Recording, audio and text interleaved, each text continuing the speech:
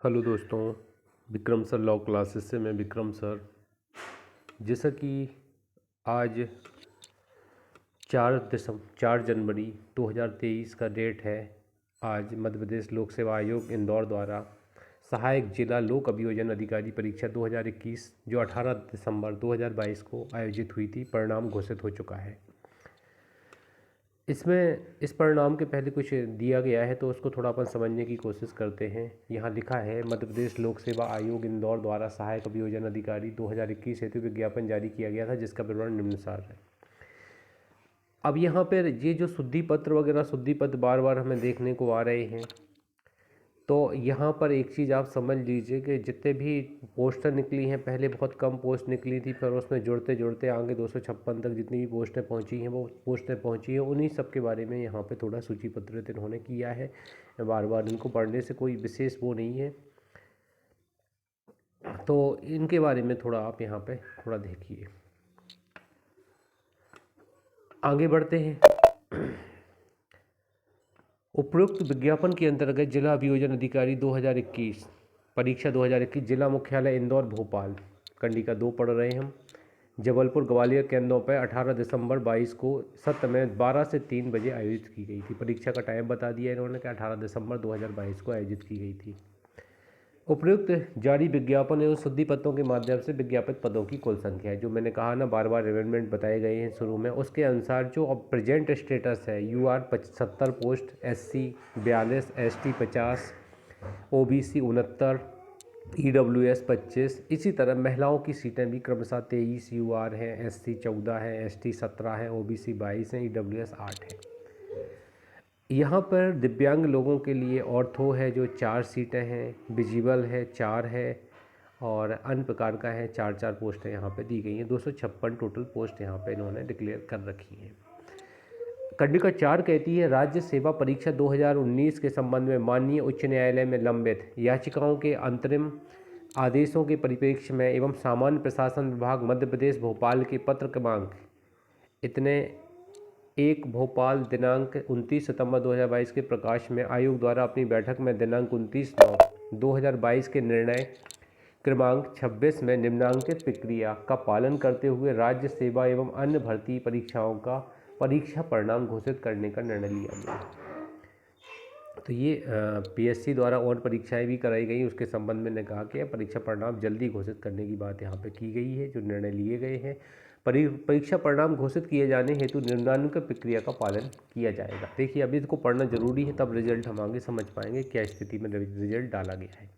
पहला पॉइंट है, सर्वप्रथम सभी विज्ञापनों में अन्य पिछड़ा वर्ग के वर्तमान विज्ञापित पदों को 27% मान करते हुए 14% मुख्य भाग हेतु और 13% प्राविधिक भाग हेतु गणना कर पृथक किया गया है। देखिए, अब जो प्रोविजनल रिजल्ट है, तो प्रोविजनल रिजल्ट में जो 13% आ रहे हैं उनको पृथक करके आगे सेकंड रिजल्ट में दिया गया है, इनका कहना है। और 14% को जो अभी OBC का आरक्षण 14% दिया जा रहा है, उसको पहले रिजल्ट में समाहित कर दिया गया है, इनका कहने का तात्पर्य। मतलब पहली लिस्ट में जो सिलेक्ट कैंडिडेट हैं डायरेक्ट जाएंगे, और सेकंड लिस्ट में थोड़ी कंडीशन अलग है। साथ ही समस्त विभागों में 27% अन्य पिछड़ा वर्ग के विज्ञापित पदों का विभाजित विवरण मांग लिया जाए। उपरोक्त विभाजित 14% पदों को अन्य वर्गों हेतु विज्ञापित पदों में जोड़कर कुल विज्ञापनों के पदों के 87% पदों को मुख्य भाग लेकर परीक्षा परिणाम घोषित किया जाए। अब देखिए, 87 पद इन्होंने लिए हैं, जिसको मुख्य पद लेके इनको वो किया है, क्या बोले हैं, पहले भाग में जोड़ के लिस्ट दी है। उपरोक्त एक की गणना के अनुसार प्राप्त अन्य पिछड़ा वर्ग के शेष 13% पदों के लिए अनारक्षित एवं अन्य पिछड़ा वर्ग के अभ्यर्थियों को लेकर विज्ञापित पद संख्या के आधार पर प्राविधिक परीक्षा परिणाम घोषित किया गया है। अब जो 13% शेष बच रहे हैं पिछड़ा वर्ग, तो उनके लिए 13% पदों के लिए अनारक्षित एवं अन्य पिछड़ा वर्ग को लेकर विज्ञापन पद संख्या के आधार पर प्राविधिक परीक्षा परिणाम घोषित किया गया है। तो ये अन्य के लिए उसमें 87 पदों में से 87 पदों के अलावा जो पद बच रहे हैं, जैसे अपन थोड़ा ऊपर देखें तो थोड़ा समझ में आएगा। टोटल 256 पोस्ट है, यहाँ पर 87 पोस्टें इन्होंने अलग की हैं। तो 87 पोस्टें आप देखेंगे, यहाँ लिखा है जैसे 14% विज्ञापित पदों के 87 पदों के मुख्य भाग को लेकर परीक्षा परिणाम घोषित किया जाए।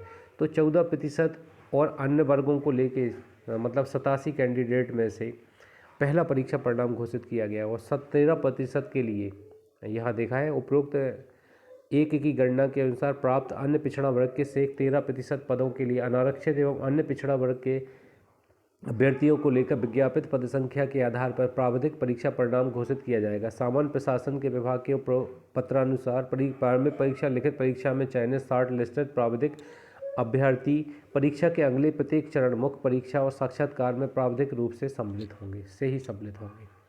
माननीय न्यायालय के अंतिम निर्णय आने के उपरांत वह अपने संबंधित वर्ग अन्य पिछड़ा वर्ग व अनारक्षित में रोके गए 13% पद के विरुद्ध ही चयनित होंगे, न कि पूर्व घोषित हो चुके 87% पद के विरुद्ध। समस्त चयन प्रक्रियाओं के साक्षात्कार आयोजन के समय तक संबंधित विभागों से सामान्य प्रशासन विभाग के संदर्भित पत्र के संदर्भ में पुनरीक्षित अन्य पिछड़ा वर्ग हेतु विभाजित पद विवरण सहित सभी पदों का विज्ञापित पद विवरण अनिवार्यतः मांग लिया जाए। विभागों से पुनरीक्षित पद विवरण प्राप्त होने के उपरांत विज्ञापित पदों के मुख्य भाग एवं प्रावधिक भाग के पदों की विज्ञप्ति प्रकाशित की जाए। परीक्षा परिणामों के मुख्य भाग 87% एवं प्रावधिक भाग 13 अन्य पिछड़ा वर्ग और 13% अनारक्षित में अर्ह अभ्यर्थी अपने अपने भाग में ही बने रहेंगे। चयन की किसी भी स्तर पर ये एक दूसरे के अंतर परिवर्तन एक्शन हेतु दावा नहीं कर सकेंगे। चयन प्रक्रिया के प्रत्येक अगले चयन हेतु इस आशय का वचन पत्र में भी अभ्यर्थी अनिवार्यता प्राप्त किया जाए। साक्षात्कार के उपरांत माननीय न्यायालय को वस्तुस्थिति से अवगत करवाते हुए अंतिम परीक्षा परिणाम जारी करने के पूर्वानुमानित अनिवार्य रूप से प्राप्त की जाए। तत्पश्चात भाग 87% का अंतिम चयन परिणाम घोषित कर अनुशंसित संबंध विभागों को प्रेषित की जाएगी। प्रावधिक भाग का अंतिम चयन परीक्षा परिणाम दोनों वर्गों आरक्षित और पिछड़ा वर्ग के लिए तैयार कर 2 पृथक सीलबंद लिफाफों में रख दिया जाए। माननीय न्यायालय के अंतिम निर्णय के पश्चात जिस भी वर्ग के अभ्यर्थी के पक्ष में निर्णय होता है वह लिफाफा खोलकर चयन परिणाम घोषित कर विभागों को अनुशंसा प्रेषित की जाए। सभी लंबित लिखित परीक्षाओं साक्षात्कार होने वाले या संपन्न हो चुके भर्ती परीक्षाओं के परिणाम यथाशीघ्र घोषित किए जाए।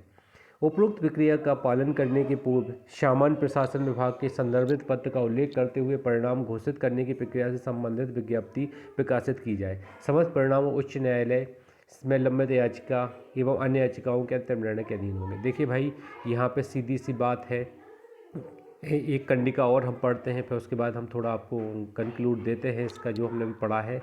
सहायक जिला लोक अभियोजन अधिकारी परीक्षा 2021 का परीक्षा परिणाम निम्नानुसार 2 वर्गों में मुख्य परीक्षा 87% और प्रावधिक भाग 13% अन्य पिछड़ा वर्ग और 13% अनारक्षित श्रेणी हेतु रखे जाने हैं। तदनुसार अन्य पिछड़ा वर्ग हेतु विज्ञापित कुल पद 69 है, जिनका मुख्य भाग में 14% के मान से 36 पद तथा प्रावधिक भाग में 13% के मान से 33 पद लिए गए हैं। अब देखिए, अब यहाँ अगर हम बात करें तो यहाँ ये बोल रहे हैं कि 14% के मान से 36 पद लिए गए हैं मुख्य भाग में, ठीक है। अब 36 में से 33 पद शेष बचते हैं तो वो 13% भाग में ले लिए गए हैं। तो यहाँ पे भाई सीधा सा हिसाब है कि जो टोटल पोस्टें निकली हैं उसका पहले कंक्लूड करके पहला फाइनल रिजल्ट दिया है इन्होंने, जिसमें पिछड़ा वर्ग को 14% आरक्षण मान्य करते हुए रिजल्ट निकाला है इन्होंने और जनरल कैटेगरी की यथास्थिति रखी गई है। लेकिन शेष 13% पोस्टें हैं जो कि हम लोग सुन रहे हैं कि 27% आरक्षण हो जाएगा पिछड़ा वर्ग का, तो 13% में जनरल की 13% सीटों का रिजल्ट निकाला है और 13% सीटें ओबीसी की निकाली हैं। जो भी टॉप करेंगे इसमें वो सीट पा जाएंगे, ज़रूरी नहीं है ओबीसी को ही मिले। तो ये आप थोड़ा यहाँ पे ध्यान दीजिएगा कि यहाँ पर 2 तरीके का रिजल्ट दिया गया है। जो 13% 33 पोस्टों के लिए प्रोविजनल लिस्ट निकाली गई है और सुप्रीम कोर्ट कह देता है कि ओबीसी की सीटें हैं 27% तो ओबीसी में सीट चली जाएगी। वो कहता है सीटें ओबीसी की नहीं जनरल की हैं तो जनरल में रिजल्ट जाएगा प्रोविजनल वाला। ये आप थोड़ा यहाँ ध्यान दीजिएगा। तो ये सिर्फ लक पर डिपेंड हो गया है कि अब प्रोविजनल वाले कौन सेलेक्ट होते हैं। अगर 14% मान के ही चलता है ओबीसी आरक्षण तो जितना पहला रिजल्ट है वही सेलेक्ट हो जाएंगे, सेकंड में जनरल के हो जाएंगे। यदि 27% मान के चलता है तो सेकंड में भी ओबीसी के तो पहले में सेलेक्ट हो रहा है अपने कायदे में और 33 पोस्टों पे भी ओबीसी आ जाएंगे, कहने का तात्पर्य है। और इस संबंध में और कोई जानकारी अगर मुझे चलती है तो मैं निश्चित इसको सूचित करूँगा। अब देखिए यहाँ पे मुख्य भाग ए है। मुख्य भाग ए के लिए सहायक लोक अभियोजन परीक्षा 2021 हेतु उपरोक्त पदों के 3 गुना समान अंक प्राप्त और आवधिक कुल अभ्यर्थियों की श्रेणी निम्नानुसार। देखिए 704 पद यहाँ पे लिए गए हैं, सेलेक्ट किए गए हैं, जिसमें असली बाधित भी 20 है। तो ये मतलब पहली जो श्रेणी है जिसको फाइनल रिजल्ट बोला गया है, और दूसरा सुप्रीम कोर्ट के, हाई कोर्ट के डिसीजन के अनुसार रिजल्ट है। तो दोनों में पहला फाइनल माना जाएगा, इसका रिजल्ट एक प्रति में ही बनने वाला है। और सेकंड का रिजल्ट एक जनरल का रिजल्ट बनेगा, एक ओबीसी का बनेगा। जिस सब पक्ष में निर्णय आ जाएगा वो रिजल्ट ओपन हो जाएगा। तो यहाँ पे 704 जो यहाँ पे जैसे ही आप देख रहे हैं, roll number wise list of candidate interview, main result है ये, जिसको सेलेक्ट करना है ना इंटरव्यू के आधार पे। इसके बाद सेकंड लिस्ट इसके तुरंत नीचे ही दी गई है, सेकंड लिस्ट, जिसमें दिया गया है मेन पार्ट एक ही है। सॉरी, यहाँ पे आगे बढ़ते हैं। 704 कैंडिडेट है ना, इसमें थोड़ा ये ध्यान देना है अपन को, 704। इसके बाद ये परीक्षा प्राविधिक भाग 2 है, मतलब प्रोविजनल रिजल्ट निकाला गया है। इसको वो मान भी कर सकते हैं और नहीं भी। तो यहाँ पे देखेंगे अनारक्षक 99 रखे गए हैं, जनरल के 99 कैंडिडेट सेलेक्ट हुए हैं, और 100 ओबीसी के 199 रखे गए। मतलब बराबर बराबर ले लिए हैं इन्होंने। अगर जनरल के पक्ष में आता तो 99 में से रिजल्ट बन जाएगा, ओबीसी के पक्ष में आता तो 100 में से रिजल्ट बन जाएगा 33 पोस्टों के लिए। इनकी लिस्ट क्रमशः यहाँ दी गई है प्रोविजनल का, जो हाई कोर्ट के डिसीजन के अनुसार है। इनका इंटरव्यू इनका भी होगा, घबराने की ज़रूरत नहीं, इंटरव्यू होगा। लेकिन अगर सुप्रीम कोर्ट, हाई कोर्ट कुछ और देता है तो अपन नहीं कुछ कह सकते इसमें। अभिलेख प्रेषित करने हेतु निर्देश, देखिए इन निर्देशों को भी हम पढ़ लेते हैं। थोड़ा निर्देश हैं, थोड़ा ये भी जानकारी में आना चाहिए आपको। यहाँ पे लिखा है अभिलेख प्रेषित करने हेतु उपरोक्त परीक्षा के लिए भरे गए ऑनलाइन आवेदन पत्र की छायाप्रति, तो मूल आवेदन पत्र की छायाप्रति लगेगी।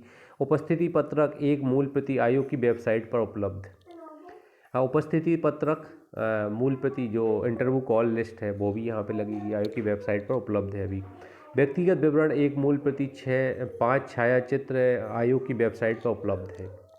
अब ये अपन को डाउनलोड करने पड़ेंगे। प्रमाणन फॉर्म 3 मूल, जैसा कि मैंने 2010 का इंटरव्यू दिया था, ये सारे वही फॉर्म थे। इसमें कोई कंडीशन आएगी तो मैं इस पर वीडियो बनाऊंगा भरने के बाद, तो आपको थोड़ी आसानी रहेगी। अब यहाँ पे घोषणा वगैरह लगेंगी। पिछड़ा वर्ग सर्टिफिकेट, हाई स्कूल, विधि और उपाधि और हायर एजुकेशन 2 वर्ष पूर्ण के संबंध में विधि व्यवसाय पूर्ण किया है, दस्तावेज रहेगा। मूल निवासी का, जिस कैटेगरी से है उसका प्रमाण पत्र रहेगा। EWS है तो उसकी सैडी का वैध प्रमाण पत्र की प्रति होगी। आगे देखेंगे अपन विवाह उपरांत उपनाम परिवर्तन, ये अगर कुछ भी इस तरह करते हैं तो ये सब होगी।